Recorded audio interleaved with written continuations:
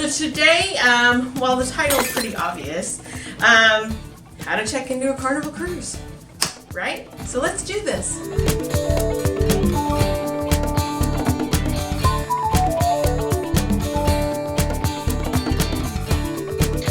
Okay, so this is kind of what that page will look like when you go to check in. And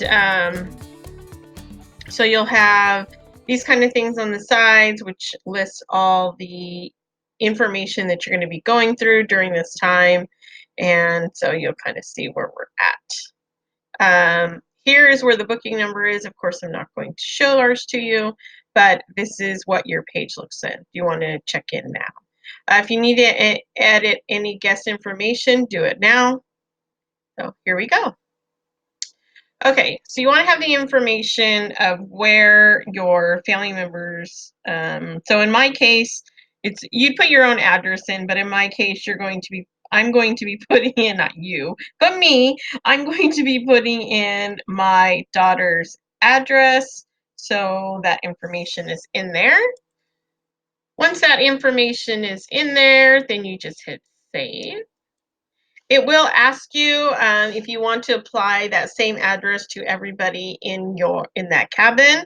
You can hit apply to guests. Then it will ask you for your mobile phone number. It'll also ask for an email address. Now currently I'm just putting my email address in. It will then ask for the emergency contact. In this situation, I am using my brother as the emergency contact for everybody. So anytime you have a female, they recognize a female in the cabin, and birth date and stuff, I'm assuming. You agree to the policy. The policy basically says, you'll not enter after the 24 weeks pregnancy, blah, blah, blah, blah, blah, blah, blah. So, yeah. Okay, then it'll ask you what kind of travel documents if you want to know what kind are accepted, click on this. But this is the part where you're going to be asked what kind of documentation each guest is going to be bringing.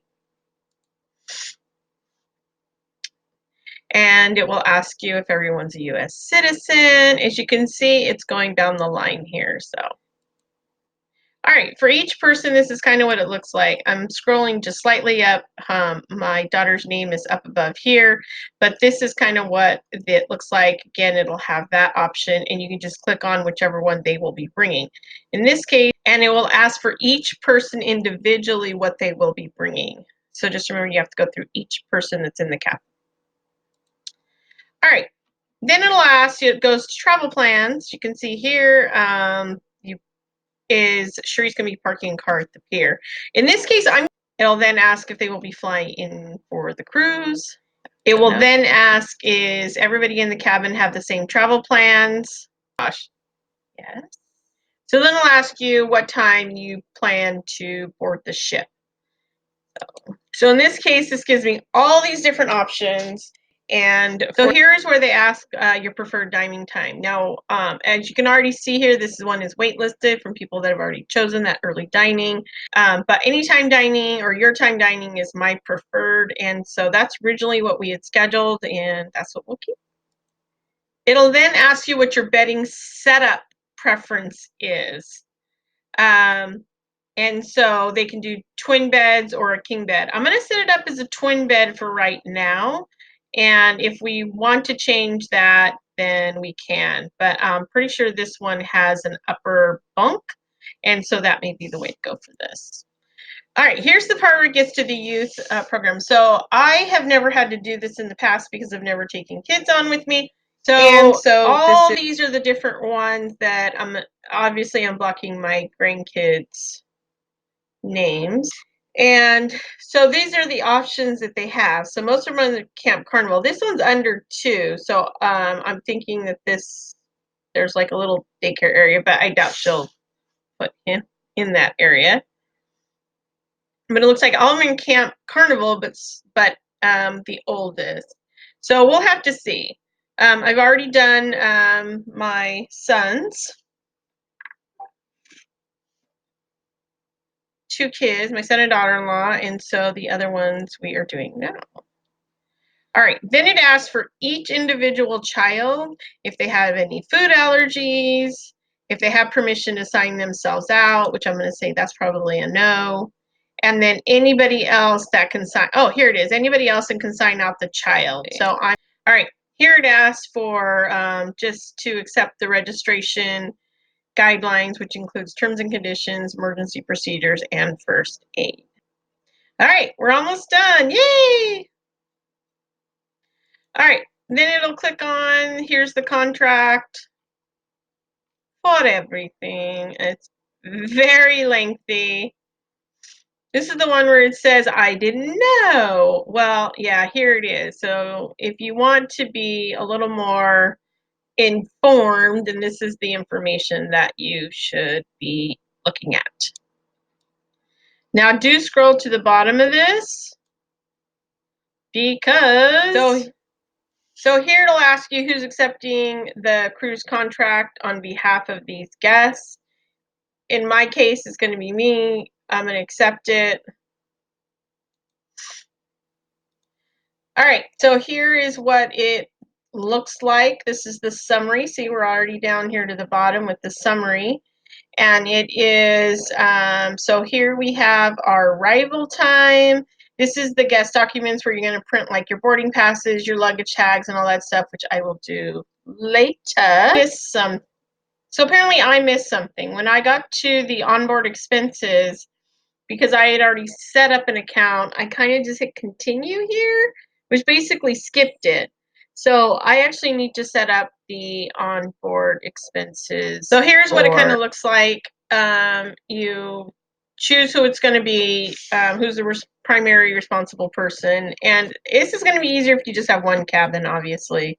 And so this is how is my card charged, and then it'll kind of explain it. Normally for a short cruise, it's $100.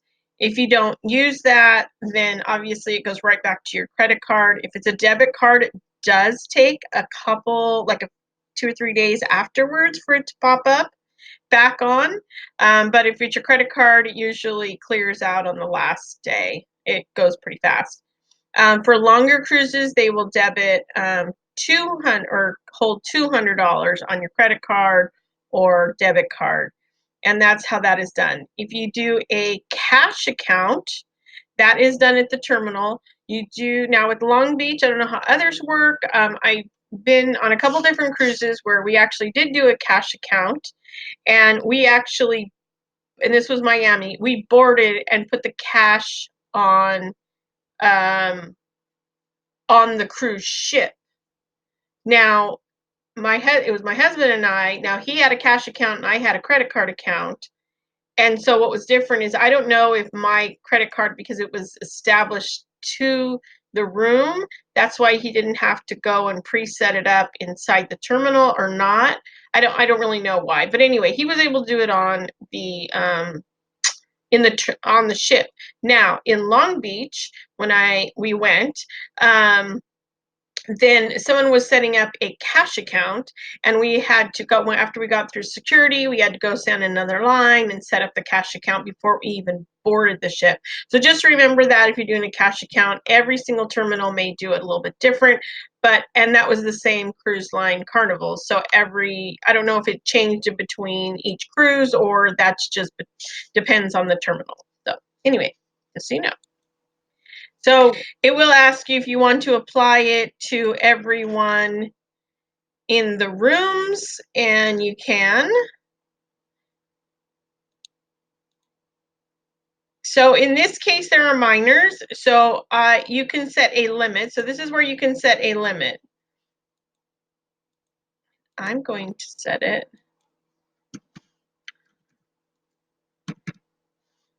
as $25.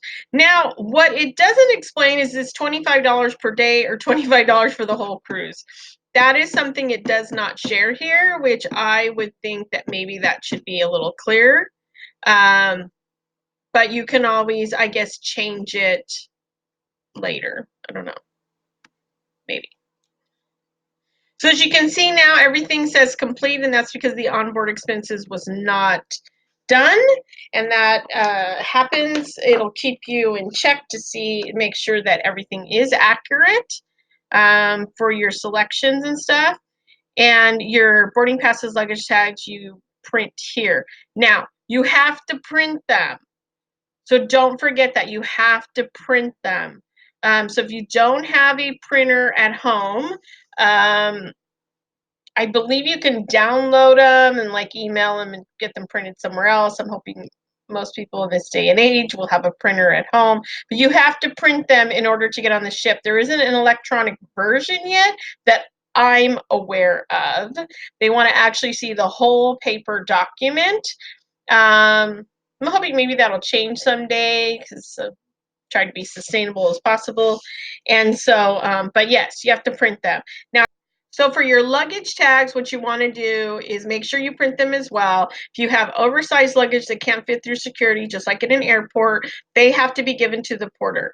If you have smaller luggage and you still don't want to walk on with them, you just want to kind of be a little more freer, then you also need to print your luggage tags so that way they can go to the porter. Now, you can get your luggage anywhere between mid-afternoon, late afternoon, until late into the evening, depending on how many people and how much luggage they're actually bringing on board. I have got mine early and I've got mine very late in the past. So it just depends on that first day. I only did that once and I actually prefer, or twice, I did it twice. And I actually prefer just walking on my luggage. I still put a luggage tag on there just in case I get to security and they say I need to send it on through additional screening or whatever. I want to be prepared. So no matter what, if you plan to bring it on, do it on every single piece of luggage that you have. I don't put it on my backpacks, but I guess it's a good idea too, but I've never had an issue with small backpacks and luggage and little things like that. So anyway, okay. Okay, so I am doing mine right now, and I just wanted to show you what it would look like if you do your passport. And so basically, if you check on passport, it will look like this. And so what you need to do is you need to put in the passport number, which is usually in the upper right-hand corner. Okay, so that is how you do the check-in process. It's fairly simple, but just make sure you have all your stuff ready to go when you are getting ready to do this. It's actually very similar to do it on other ones, but sometimes it's based on the things that you have. They'll always ask you if you wanted certain things, you know, do you want to add on anything, but you can always go back and do that if you're not sure at that time. So every cruise line is slightly different. This is just Carnival's way of doing it, but when we do, as we do others, I will show you those as well. So that way makes it much simpler for you. So if you have any questions, leave a comment below. If you like this video, give it a little like. Take care and have a great day.